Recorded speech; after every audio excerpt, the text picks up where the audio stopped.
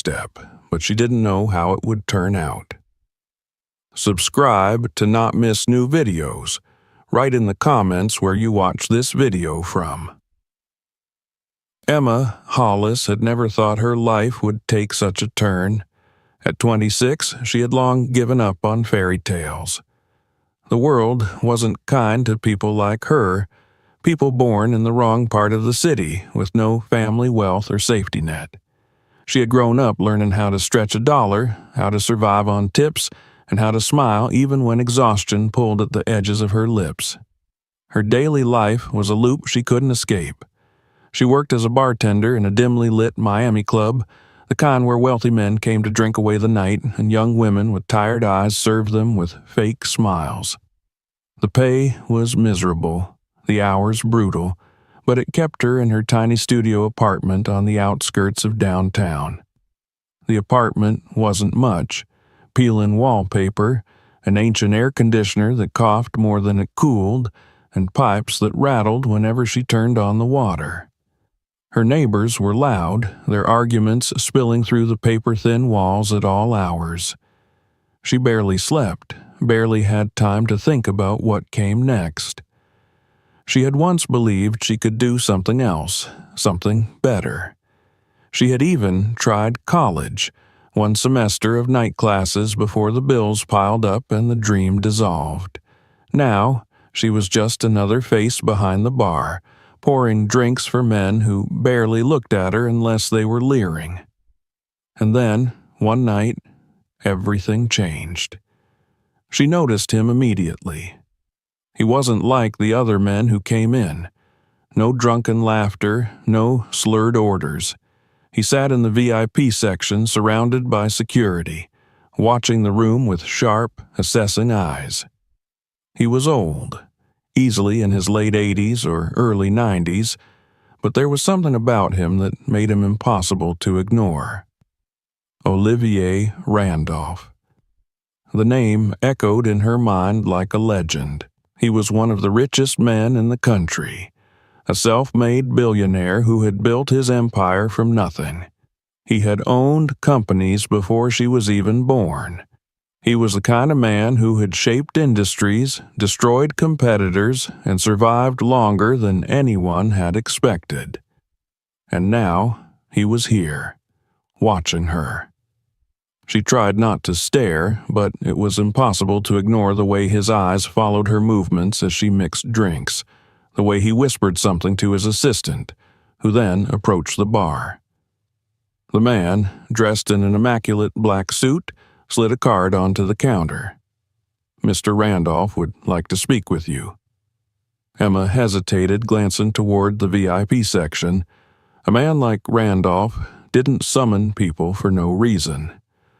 The logical thing to do was to decline, to stay in her lane. But logic had never paid her bills. She wiped her hands on her apron and nodded, stepping out from behind the bar. The walk across the club felt longer than it should have. When she reached the table, Randolph gestured for her to sit. His voice, though weak with age, still carried weight. "You're wasting yourself here," he said simply. Emma blinked, caught off guard. Randolph studied her face for a moment before continuing. "What do you want, Miss Hollis?" It was a question no one had asked her in a long time. She hesitated. To not be stuck. His thin lips curved slightly. Good answer. That night, he made her an offer. At first, she thought she had misheard him. He wanted her to accompany him to events, to act as his companion at business functions, to be seen with him in public. He would compensate her handsomely. It sounded too good to be true, which meant it probably was. But Emma wasn't in a position to turn down opportunities. She agreed. The next few weeks passed in a blur. Dinners at five-star restaurants, galas where the champagne never stopped flowing, silent rides in black limousines. She became a part of his carefully curated image, a beautiful young woman on the arm of an aging mogul. The money was real. The security was intoxicating. For the first time in years, she wasn't counting tips at the end of the night, wondering if she could afford groceries and rent. Then, one evening, he made a second offer. Marriage? She nearly laughed at first, thinking it was a joke. But Randolph wasn't the kind of man who joked. He laid it out plainly. He needed a wife, not for love, not for companionship, but for optics. A young, beautiful bride would solidify his legacy, maintain his public image, and silence whispers about his declining health. And in return, Emma would be set for life. She would have access to wealth beyond anything she had ever imagined. Private estates, luxury cars, bank accounts, with more zeros than she could count. There would be conditions, of course. She would have to play the role convincingly, attend events, smile for the cameras, and she would never, under any circumstances, expect to inherit his fortune. The last part made her pause. If there was no inheritance, then what was in it for her? Randolph seemed to read her thoughts. He promised financial security. Not billions, not control over his empire, but enough to ensure she would never have to work another shift behind a bar again. She had a choice. She could walk away now, go back to her tiny apartment and the suffocating loop of her life. Or she could take the deal. She thought about it long after she left his mansion that night. She lay in bed, staring at the cracked ceiling, listening to the muffled arguments of her neighbors, feeling the weight of the choice pressing down on her. It wasn't just about money. It was about survival, about escaping the life she had always known. By morning, her decision was made. She called Randolph's assistant and gave her answer. She would marry him. The wedding was a spectacle. Emma had never seen anything like it. The venue was one of the most expensive hotels in New York, a grand ballroom adorned with chandeliers dripping with crystals, floral arrangements taller than people, and a guest list that read like the who's who of the business and entertainment elite. Cameras flashed as she walked down the aisle, every step carefully measured, every detail meticulously planned. She wore a gown that felt more like an artifact than a dress, hand-sewn beads, a train that trailed behind her like something out of a fairy tale. Her makeup was flawless, her hair styled in waves that framed her face in effortless perfection. And at the end of the aisle sat Olivier Randolph, his sharp eyes watching her beneath heavy lids. He was in his wheelchair, of course. The years had taken their toll on his body, but not on his mind. His suit was immaculate, tailored to fit his thin frame, his hands resting motionless on the armrests. The ceremony was quick, efficient. Words were spoken, vows exchanged.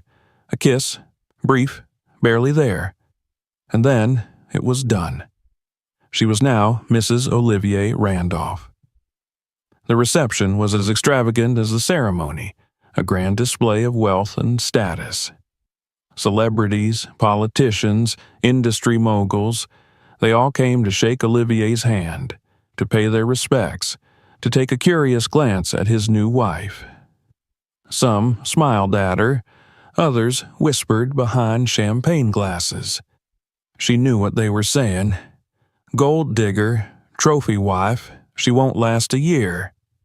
She smiled anyway. The night dragged on, a blur of speeches, toasts, and music. She played her role perfectly, holding Olivier's hand when needed, laughing at the right moments, allowing photographers to capture the perfect angles. She barely ate. By the time they left, her cheeks ached from smiling. The honeymoon was a farce. They flew to Europe in a private jet, touching down in Paris, then the Amalfi Coast. It was for the cameras, the image of newlywed bliss. Photographers snapped shots of her walking along the beach, sitting at candlelit dinners, always next to Olivier. But Behind closed doors, the truth was stark. There was no intimacy, no warmth. Their rooms were separate, their interactions brief. Olivier had made it clear from the start. This was a transaction, not a marriage. He had gotten what he wanted, and now she had to hold up her end of the deal. Emma had thought it would be easy. She hadn't expected the loneliness. The Randolph estate was a fortress, a sprawling mansion outside of New York, surrounded by acres of manicured gardens, marble floors that echoed underfoot, and halls so vast they swallowed sound. She had never lived anywhere so grand, yet she had never felt more trapped. The staff were polite, but distant. She was their employer, but not one of them. Olivier had a strict routine. He woke early, had meetings with his advisors, read the paper in silence. She saw him for scheduled appearances, fundraisers, board meetings, charity galas. They traveled together, but they weren't together. It didn't take long for the boredom to set in. She had no job, no responsibilities. She was expected to look beautiful, be presentable, smile when necessary. It was suffocating. She started shopping, designer boutiques, high-end jewelry stores. At first, it felt like power, like control. She could have anything she wanted. But material things only filled the void for so long. Then came the parties. Emma was now part of a world that thrived on excess. Lavish gatherings in penthouses, yacht parties where champagne never stopped flowing, exclusive clubs where the elite drowned themselves in luxury. She learned to navigate this world quickly. She made connections, built a persona. She was no longer just a bartender from Miami. She was Mrs. Randolph, a woman who belonged, but not everyone accepted her. Olivier's sons, Edward and Jason, made their feelings clear from the start. They despised her. They barely acknowledged her presence, only speaking to her when necessary. They had grown up expecting to inherit everything, and now a stranger had entered their father's life, disrupting the balance. Edward, the older one, was the more dangerous of the two. He was calculated, controlled, always watching. Jason, on the other hand, was reckless, volatile, prone to outbursts. Neither trusted her. She overheard their conversations. "She's after his money. She won't last. Just wait." She pretended not to care, but she knew the truth. They were waiting for her to fail. Olivier, of course, didn't care. He knew what people thought. He had built his life on not caring. She envied that about him. As the months passed, she became better at playing the role. She attended meetings with him, learned business terms, smiled at investors. People underestimated her. They thought she was nothing more than a pretty face, a pawn in an old man's game. She let them believe it. But deep down, she knew she had to be more than that. Because one day, this arrangement would end. And when it did, she needed to be ready. Olivier died on a quiet October morning. There was no dramatic collapse, no frantic calls to paramedics. He simply stopped breathing in his sleep, his frail body giving in after years of fighting against time. The news spread quickly, and within hours the estate was swarming with people, lawyers, advisors, family members who had barely visited when he was alive, but now arrived in droves, speaking in hushed tones, their eyes already fixed on what was left behind. Emma stood in the master bedroom, staring at the empty bed where he had taken his last breath. She had expected to feel something, grief, sadness, even relief, but there was only numbness. Their marriage had never been real. He had been a presence in her life, a force to orbit around, but he had never been hers. And now he was gone. The funeral was an elaborate affair, held at an exclusive cathedral where the city's elite came to pay their respects. Cameras flashed as she stepped out of the limousine, a black veil covering her face, every movement carefully controlled. She played the grieving widow, walking behind the casket, accepting condolences with a somber nod. She knew the whispers had already begun. People were watching, waiting for her to slip, to show any sign that her sadness wasn't genuine. Edward and Jason were there, standing at the front of the church, their expressions carefully composed. They had never accepted her, and now they no longer had to pretend to tolerate her presence. They knew what was coming. They had been waiting for this moment since the day she walked into their father's life. 3 days after the funeral, the will was read. Emma sat in the grand study of the Randolph estate, surrounded by lawyers in dark suits, the air thick with tension. The family was there. Edward, Jason, their wives, their children. Other distant relatives had gathered as well, some hopeful, others just there to witness the spectacle. The lawyer, a gray-haired man who had served Olivier for decades, began reading the document in a slow, deliberate tone. The empire, the billions, the companies, all of it went to Edward. Jason received a substantial trust along with a few smaller assets.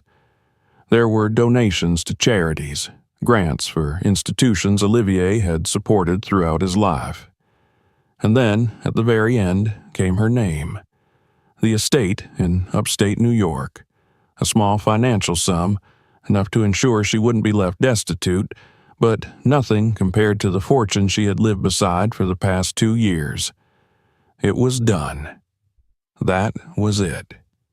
She had expected this outcome, had prepared for it.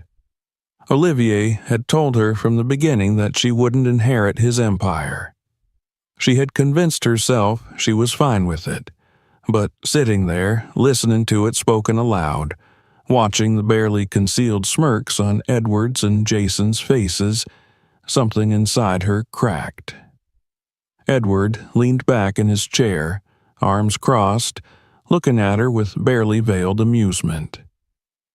Jason exhaled sharply, shaking his head as if he had always known she was a fool for thinking she could be anything more than a footnote in their father's legacy. The room emptied quickly after that.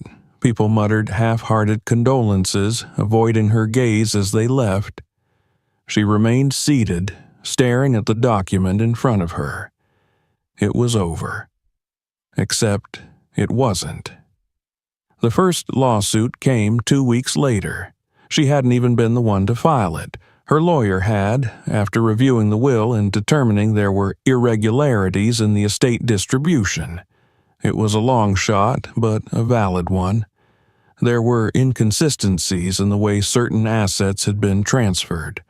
Papers that should have been signed weren't.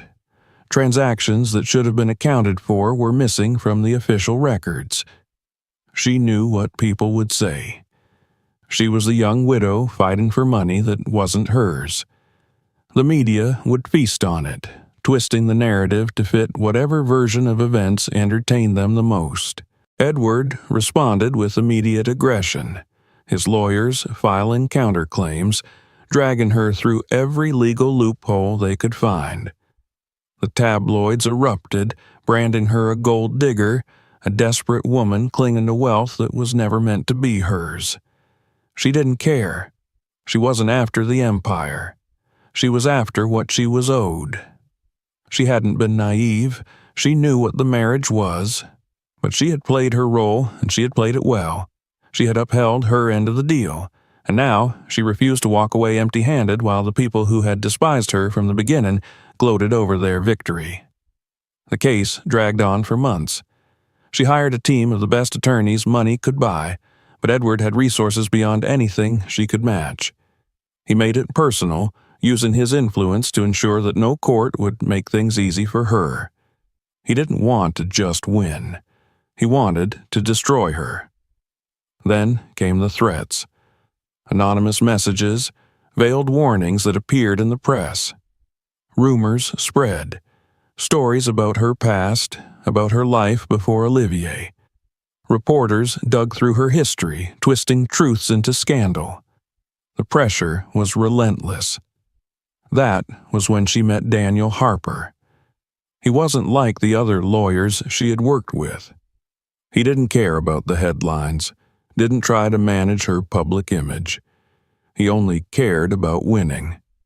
He was sharp, meticulous, and utterly ruthless. He told her from the start that if she wanted to win, she had to be willing to fight dirty. There was no room for hesitation, no room for mercy. She listened. The legal war escalated. She followed Daniel's advice, countering Edward's every move with one of her own. She stopped playing defense and went on the attack, filing additional claims, challenging every aspect of the estate's distribution. She exposed the gaps in Edward's control, forcing him to defend himself at every turn. The tabloids began shifting their narrative. She was no longer just a gold digger. She was a woman scorned, a widow fighting for what was rightfully hers. Public opinion wavered. For the first time, Edward seemed uncertain. And then, after a year of battle, something shifted. She received a call late one evening, a private conversation, a deal. Edward was willing to settle. The details were negotiated behind closed doors. Money would be transferred, certain assets reallocated. It wasn't everything she had hoped for, but it was more than she had started with. She accepted. The court case was officially closed 2 weeks later. The settlement was sealed, confidential. The press never knew the full amount. All they saw was a carefully staged press conference where she thanked the Randolph family for their cooperation and expressed her desire to move on with her life. It was over. But she wasn't free. The fight had changed her.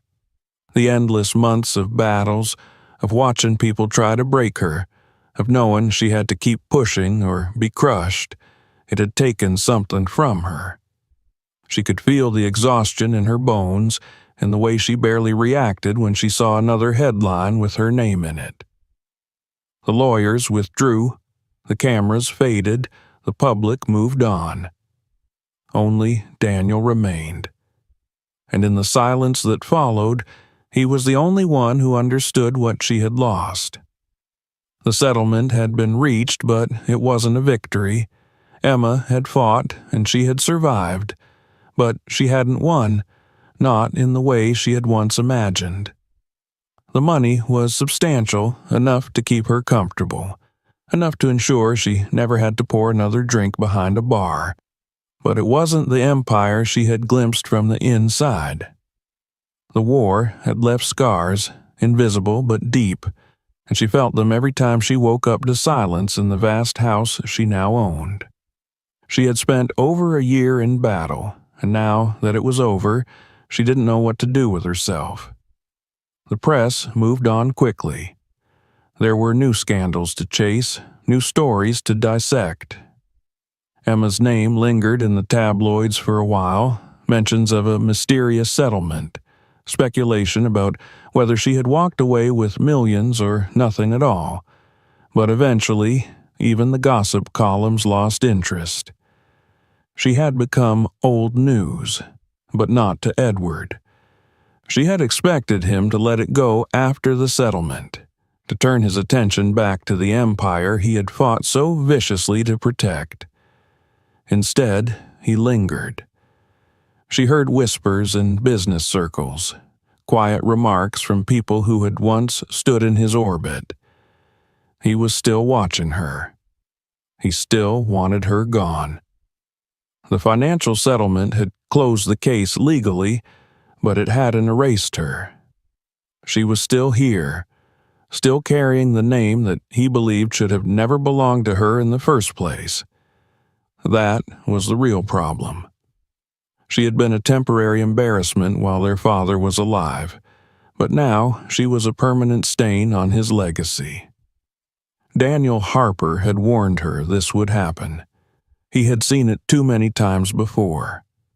Edward wasn't just a man protecting his fortune. He was a man who didn't tolerate loose ends. And Emma, no matter how silent she remained, was a loose end. She had spent months in the courtroom, months playing by the rules, believing that the system would deliver some kind of justice. But justice wasn't real in this world.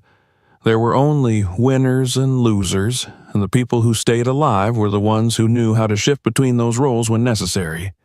The threats started small. Anonymous phone calls quickly disconnected.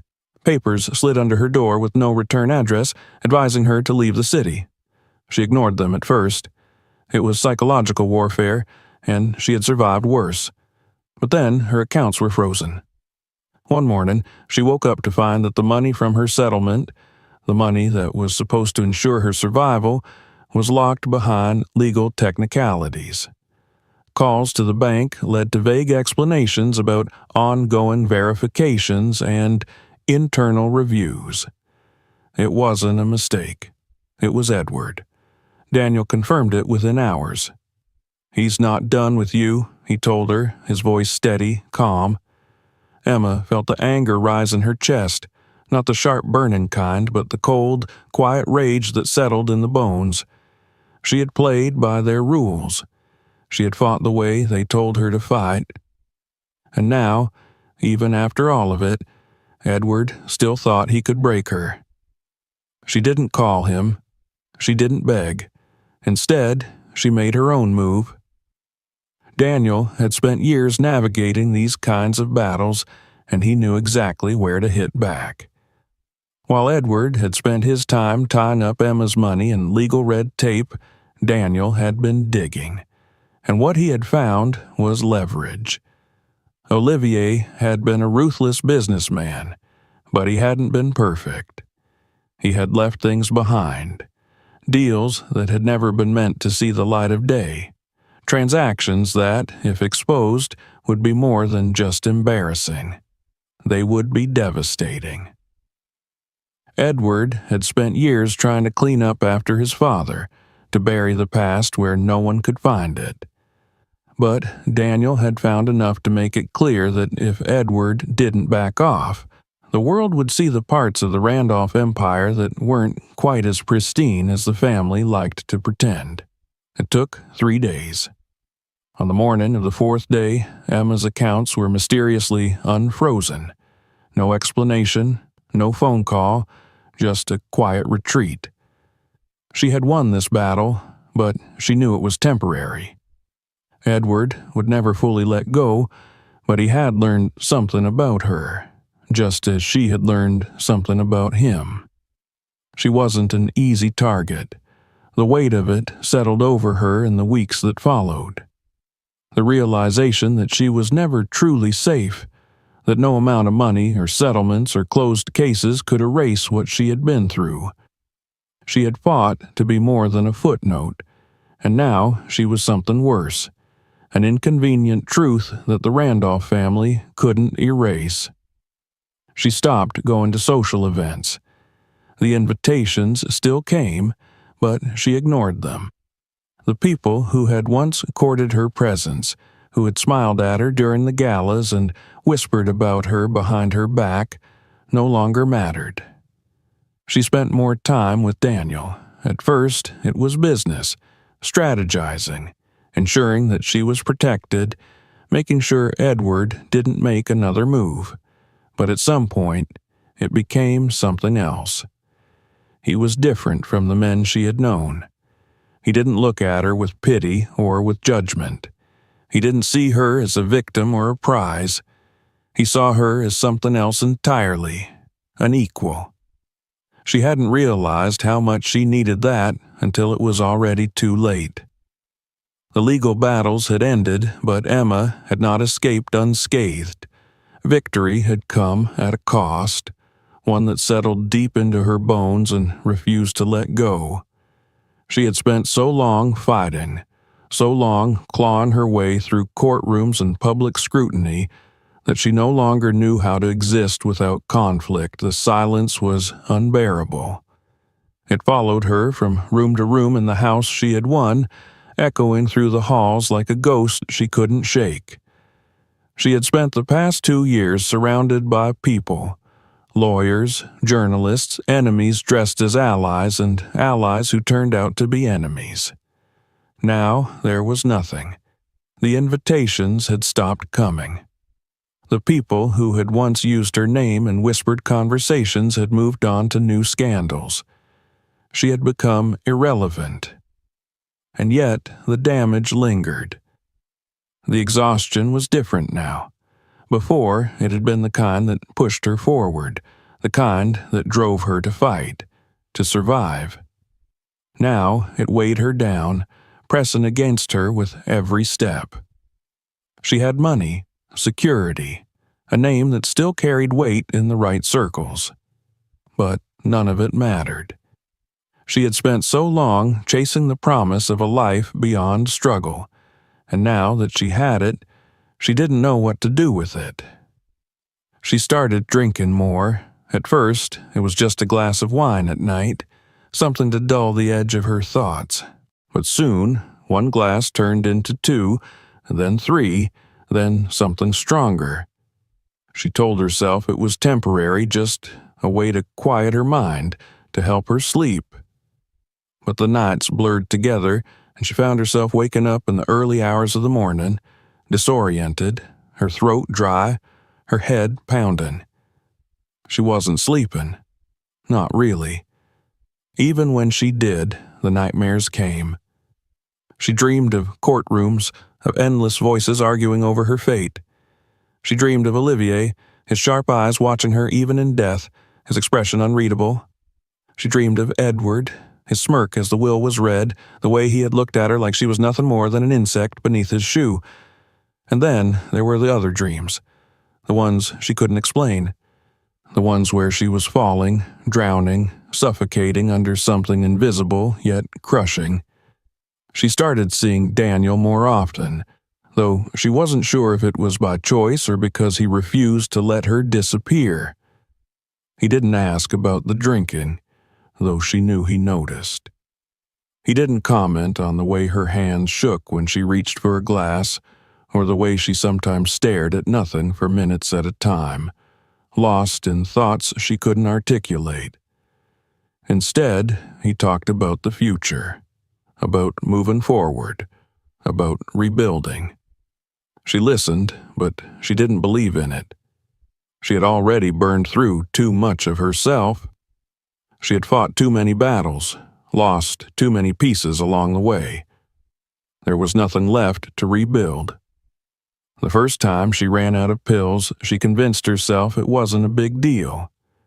She had started taking them months ago, first for sleep, then for anxiety, then because the idea of getting through a day without them was unbearable. It wasn't an addiction. She could stop any time she wanted. She just didn't want to. But when she tried to go a night without them, her body rebelled. The shaking got worse. Her skin felt too tight, her heart beat too loud. She lay awake until the sun rose, staring at the ceiling, feeling like something inside her was trying to crawl its way out. She called the doctor that morning, making up an excuse about misplacing her prescription. He refilled it without question. For a while, that was enough, but then the pills stopped working the way they used to. She had to take more to feel the same calm, the same silence. It was fine. She could handle it. Daniel didn't bring it up until one night when he found her sitting on the floor of her bedroom, surrounded by empty bottles. She hadn't expected him to be there. She didn't even remember letting him in. He didn't say anything at first, just looked at her, his expression unreadable. Then, finally, he asked, "How long are you going to do this?" She wanted to snap at him, to tell him to leave, to remind him that he wasn't her keeper, but she couldn't find the words. She was too tired. He stayed that night, sitting in a chair near the window, not speaking, just watching. In the morning, she threw out the bottles. But she kept the pills. She told herself she was still in control. She wasn't. The court case was over. The money was hers. The world had moved on. Emma thought victory would feel different. She thought it would bring a sense of peace, of accomplishment, of closure. Instead, it felt like nothing. She had spent years fighting for this moment, clawing her way through every legal battle, enduring the media's relentless scrutiny, and standing in the wreckage of a marriage that had never been real. Now that it was done, she felt like she had been emptied out and left with nothing but silence. The house was quiet in a way that made her stomach twist. The grand estate in upstate New York, once a symbol of security, now felt like a tomb. She moved through its hallways without purpose, aimless, drifting between rooms she barely recognized as her own. She had nowhere to be, nothing to do. She had won, and yet she had lost everything that had once made her feel alive. She stopped checking the news, stopped caring what people were saying about her. She knew the world had already started to forget her, the way it always did when scandals lost their novelty. The same papers that had once torn her apart had moved on to newer, fresher names. She had become yesterday's drama, a woman whose story had been picked apart and discarded. The money sat untouched in her accounts, more than she had ever imagined having, but it didn't change the way she felt when she woke up in the morning. She still felt like she was sinking. Daniel called often. He checked in, offered suggestions about what she could do next. She had influence now, he told her. She could start something of her own, use the attention she still had to reshape her image, to build a new life. He talked about foundations, investments, charity work. He saw a future for her that she couldn't see for herself. She knew he meant well, but she didn't want to build anything. She wanted to disappear. The drinking got worse. The pills, too. She kept it hidden at first, but Daniel wasn't stupid. He saw the signs, the empty bottles, the unreturned calls, the way she avoided looking at him when they met in person. She knew what he wanted to say. She could hear it in the way he hesitated before speaking, the way his gaze lingered on her too long, the way his jaw tightened whenever she reached for another drink. She dared him to say it. He never did. Maybe that was why she kept him around. She married him on a cold, gray afternoon. There was no grand wedding this time, no headlines, no photographers waiting to capture the moment. Just a courthouse, a brief exchange of vows, and a signature on a piece of paper that changed her name once again. She wasn't sure why she did it. Maybe because it made sense. Because Daniel had been there when no one else was. Because he understood what she had been through, what she had lost. Because she was tired of being alone. But it wasn't love. She didn't think Daniel expected it to be. It was a partnership, a transaction. He stabilized her, kept her from falling apart completely. But even he couldn't fix what was already broken. Emma had thought marriage would change something. Maybe it would ground her, give her a sense of stability, a reason to pull herself out of the numb haze that had settled over her life. But after the courthouse ceremony, after the papers were signed and Daniel became her husband, nothing felt different. The house was still too large, the silence still suffocating. She spent most of her days drifting. She would wake up without a purpose, move from room to room, pour herself a drink before noon. The pills were always within reach. Sometimes she took one to take the edge off, sometimes two. She told herself she could stop if she wanted to. She just didn't want to. Daniel never pressed her.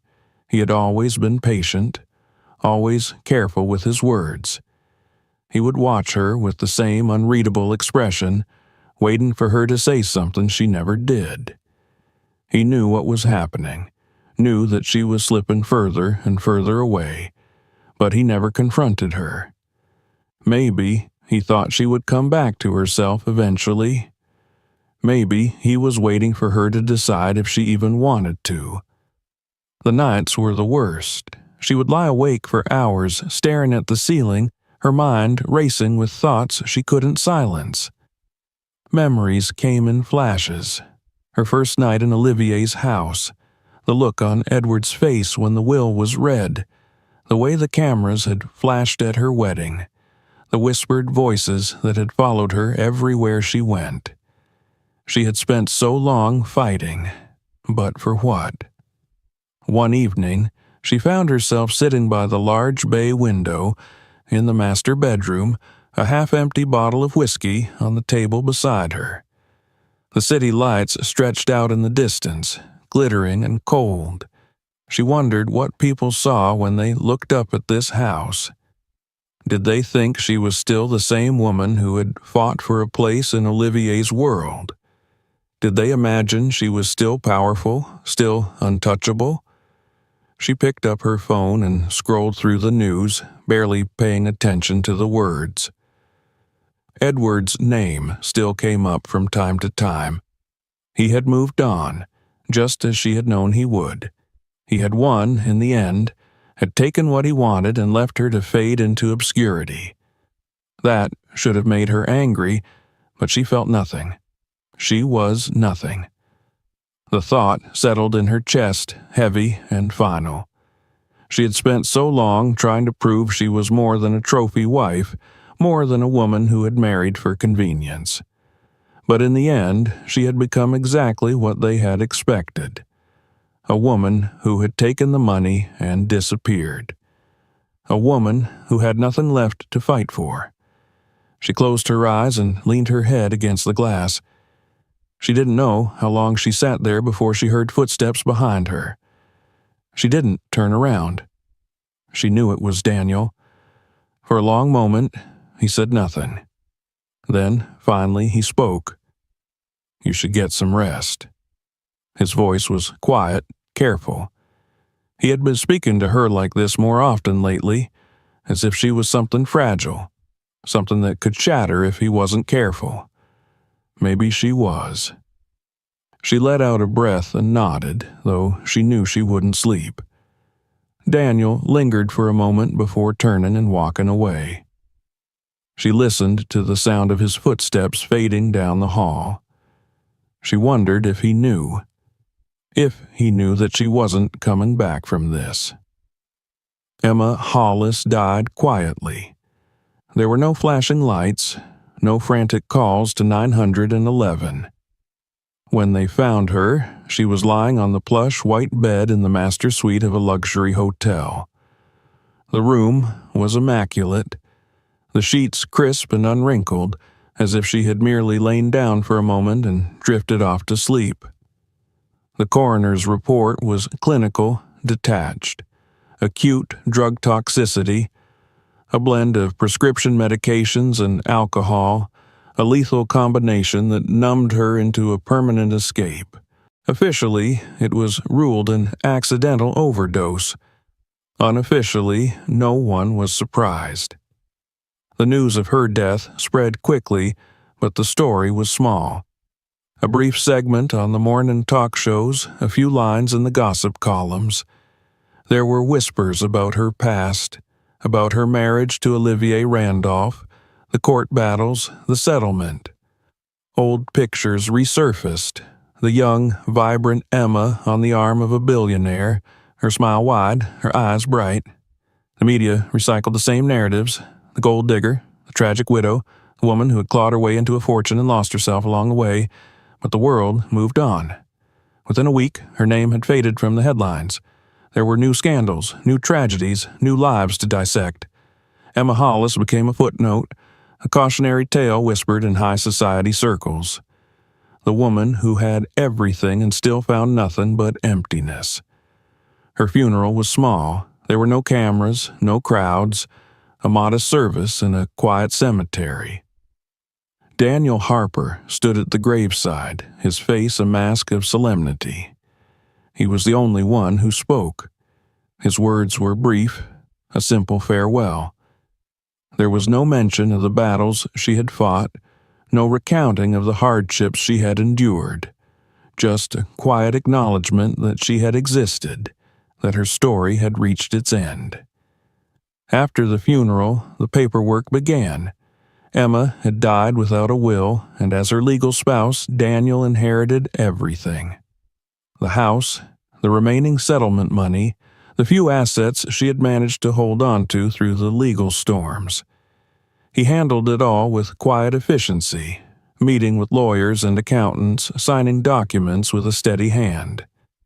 He sold the house first. It went quickly, bought by a tech millionaire looking for a retreat from the city. The rest of her possessions were liquidated just as swiftly, turned into numbers on a screen, assets that could be moved and managed with the push of a button. Daniel didn't linger in the house. As soon as the last of the paperwork was finalized, he moved on. He had always been practical, always looking forward. There were other clients, other opportunities. He knew how to navigate this world, how to emerge from the shadows of someone else's tragedy with clean hands and a clear path forward. He gave a single interview to a financial magazine, not about Emma, but about his work. He spoke about the complexities of estate management, about the challenges of navigating high-stakes inheritances. He was calm, articulate, a man who had simply done his job. When asked about his late wife, he expressed his sorrow, his condolences, his hope that her memory would be honored. His voice never wavered. The world accepted his story. It was easier that way. In time, even those who had known Emma stopped speaking of her. Her story became just another whisper, a fragment of gossip shared at dinner parties, a name that elicited brief, knowing nods before the conversation shifted to something else. And Daniel remained, unbothered, unburdened. He had learned long ago how to survive in this world. He knew when to fight, when to retreat, and when to let things die on their own. In the end, the story wasn't about Emma. It was about the people who remained after she was gone. The ones who understood that in a world built on power and perception, the real winners were those who knew how to walk away with everything while leaving nothing behind. Emma had thought she could win, that she could carve out a place for herself, that she could change the rules of the game. She had believed in victory, in justice, in some kind of redemption, but in this world, only those who understood the game truly survived. And Daniel Harper had always known how to win. If you enjoyed this video, make sure to subscribe so you don't miss what's next. Check out more of our videos for more fascinating stories, and don't forget to